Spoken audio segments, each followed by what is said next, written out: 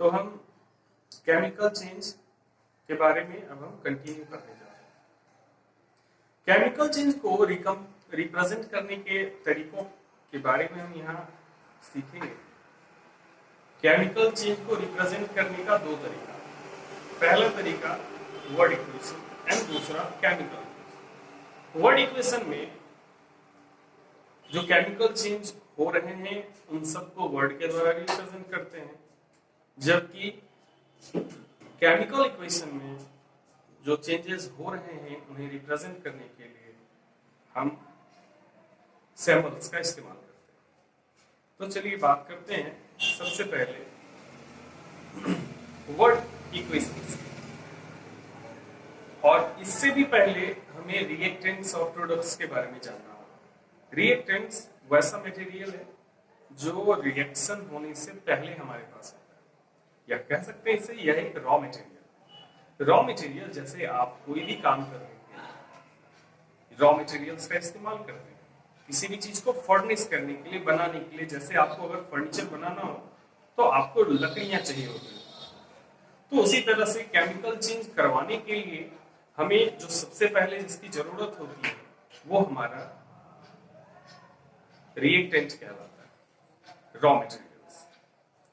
अगर हम chemical change की बात करें तो मान लीजिए अगर आपके पास कार्बन है, उसे आप जलाते हैं तो कार्बन और ऑक्सीजन, जो कि जलने के लिए ऑक्सीजन की आवश्यकता होती है, तो कार्बन और ये ऑक्सीजन ये दोनों हमारा रिएक्टेंट।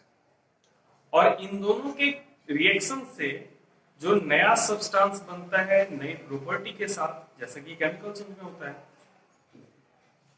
वो प्रोडक्ट कहलाता है। तो प्रोडक्ट के रूप में क्या आप गेस करके बता सकते हैं कि जब कार्बन को जलाया जाएगा तो प्रोडक्ट के रूप में क्या बनेगा? जी वेरी गुड, कार्बन डाइऑक्साइड बनेगा। ये कार्बन डाइऑक्साइड गैस हमारा प्रोडक्ट कहलाता है।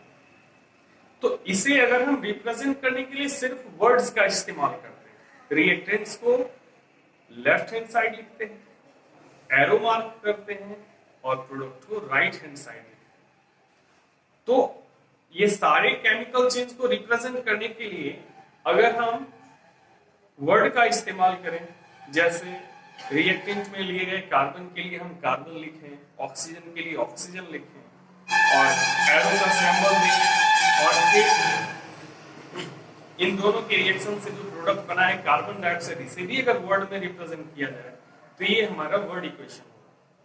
लेकिन अगर हम इन चेंजेस को रिप्रेजेंट करने के लिए जो रिएक्टेंट्स और प्रोडक्ट्स हैं उनके सिंबल्स का अगर इस्तेमाल करें, केमिकल नेम्स का इस्तेमाल करें, केमिकल सिंबल्स का इस्तेमाल करें, तो वो हमारा केमिकल इक्वेशन कहलाएगा। जैसे कार्बन के लिए सिंबल C का उपयोग करते हैं, ऑक्सीजन के लिए O2, और इन दोनों के रिएक्शन से जो बनता है प्रोडक्ट कार्बन डाइऑक्साइड, से रिप्रेजेंट अगर हम CO2 से करते हैं तो ये कहलाता है हमारा केमिकल इक्वेशन। अब देखिए हम एक चीज समझते हैं, हमने ऑक्सीजन का सिंबल O2 लिखा, जबकि हम पढ़ते आ रहे हैं कि ऑक्सीजन का सिंबल O होता है। मोस्ट प्रोबेबली आपने बुक्स में देखा होगा ऑक्सीजन का सिंबल O होता है। और जब हमें यहाँ रिएक्शन में ऑक्सीजन का सिंबल यूज करना होता है तो हम O2 लिखते हैं। जरा इसको समझते हैं। इसे समझने के लिए हम एक क्लास पीछे क्लास 9th को फिर से रिकॉल करते हैं। क्लास 9th में आपने पढ़ा होगा how do atom exist, atom किस तरह से रहते हैं, एटम्स एंड मॉलिक्यूल्स चैप्टर में। तो वहां आपने पढ़ा होगा कि जो गैसेस हैं वो मोस्ट प्रोबेबली डायएटॉमिक स्टेट में पाए जाते हैं, यानी सिंगल या मोनो एटॉमिक फॉर्म में एटम्स प्रेजेंट नहीं होते, एटम्स डायएटॉमिक फॉर्म में प्रेजेंट होते हैं। तो डायएटॉमिक फॉर्म को रिप्रेजेंट करने के लिए ही हम सिंबल O2 का इस्तेमाल करते हैं। That's it. इसीलिए हम C+O2 gives CO2